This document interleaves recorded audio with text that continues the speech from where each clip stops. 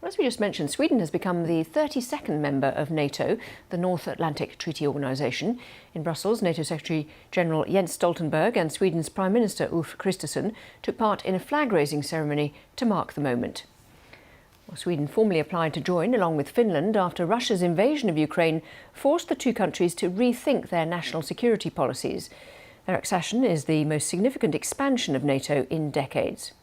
Well, we can speak now to Jens Stoltenberg, Secretary-General of NATO. Thank you very much indeed for being with us. I wonder if you can give us the geopolitical significance and also the practical aspects of Sweden joining NATO. How much difference will it really make? This is an historic day because when Sweden joins NATO, they will be fully covered by NATO's collective security guarantees, where we say that an attack on one ally will be an attack on all, one for all and all for one. And that makes Sweden more secure. It also makes NATO stronger because Sweden brings a lot of high-end military capabilities, well-trained, well-equipped forces, submarines, fighter jets, and also geography, because with Sweden in, of course, NATO's position around the Baltic Sea is significantly stronger than before Sweden and Finland became full members. And then politically, of course, we are sending a very clear message to President Putin that NATO's door remains open. It's not for Moscow to decide who is going to be a member of NATO, but it's for independent sovereign democratic nations to make their own choices, and then for NATO allies to decide who is going to become a NATO ally. You mentioned that essentially kind of encircling the Baltic Sea with the members of NATO now, and we've heard from the Russian Foreign Minister last week saying all the decades of good neighbourliness have gone to dust, and Putin said he needs to neutralise threats in the region. How concerned are you about that kind of response? We don't see any imminent threat against, imminent military threat against any NATO allies, partly because Russia is so much preoccupied with the war in Ukraine, but most importantly because NATO is there. Moscow knows that an attack on one ally will trigger a response from the whole alliance, and we will ensure that there is no room for miscalculation. In Moscow, we just now have a big exercise, a steadfast defender, the biggest NATO exercise since the end of the Cold War, demonstrating our ability to reinforce, to have this important transatlantic link, and helping and reinforcing European and NATO allies. Moscow has been against every NATO enlargement. For NATO, it is important that every nation has the right to choose its own path, including what kind of security arrangements it wants to be part of. And now we respect the free democratic choice of Finland and Sweden to be full members of the NATO alliance. You talk about people being, countries being able to take their own path there. What about the problems with, at least perceived problems with the NATO alliance not looking particularly united at the moment? We've had Germany obviously refusing to send the Taurus missiles, and we had France talking about the potential for troops in Ukraine, and lots of apparent disagreements within NATO as to how to manage the situation in Ukraine. We are an alliance of 32 nations from both sides of the Atlantic, democratic nations, and of course there will always be some differences and some discussions. But if we look at the bigger picture, the important message, and what has really been a striking message from NATO, is the unity that we have demonstrated in providing unprecedented military support to Ukraine in a way no one expected before the full-scale invasion of Ukraine in 2022. Germany is providing advanced modern battle tanks, air defences, artillery. The UK is leading the way, not least on cruise missiles, but also many other types of important military support to Ukraine. So if we put all allies together, we are now providing unprecedented military support to Ukraine, and I'm confident that that will continue. Do you personally think that Germany should be sending longer range missiles as well?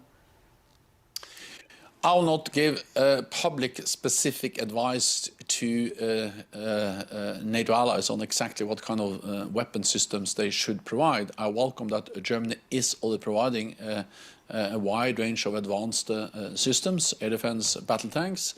But I also welcome that the United Kingdom for some months now have provided the long-range cruise missiles, the Storm Shadows. France are delivering similar types of cruise missiles to Ukraine. And then a big group of allies have now gone together in providing F-16 fighter jets to Ukraine. So different types of weapons, but long-range advanced systems that can help Ukraine defend themselves against Russia's aggression. How worried are you about the blocking of future aid to Ukraine within the US Congress? The lack of decision in the US Congress is having an impact on the battlefield. Of course, the Ukrainian forces have now less ammunition than they should, and this is making a difference. It makes it harder for them to defend their country and protect lives. I welcome that European allies, the United Kingdom, many other allies have stepped up. Sweden, that joined NATO today, have launched the biggest package ever from Sweden to Ukraine. And I'm confident that also the United States will at some stage agree to sustain their support, because it is in the US interest to prevent President Putin from winning in Ukraine. Now, we heard from ex-President Trump fairly recently that he would encourage Russia even to attack NATO allies who do not pay their bills. How do you think that this might affect NATO if Trump becomes president again?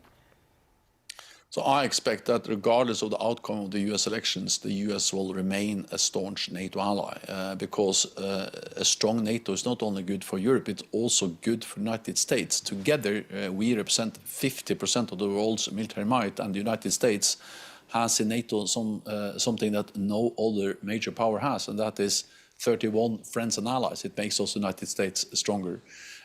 Second, there is a broad bipartisan support for NATO in the US Congress and in the US public based on opinion polls. And thirdly, the criticism has not mainly been against NATO. The criticism has mainly been against NATO allies not spending enough on NATO. And the good news is that things have really changed over the last years. More and more allies are now spending 2% or more on defense. And by the summit in July, I expect that 2/3, perhaps even more, of the NATO allies will be spending 2% of GDP on defense, showing that actually they are investing more in our shared security. Now, we've talked a lot about the threat of Russia there. What about the threat from China? Is that something that NATO should be focusing on as well?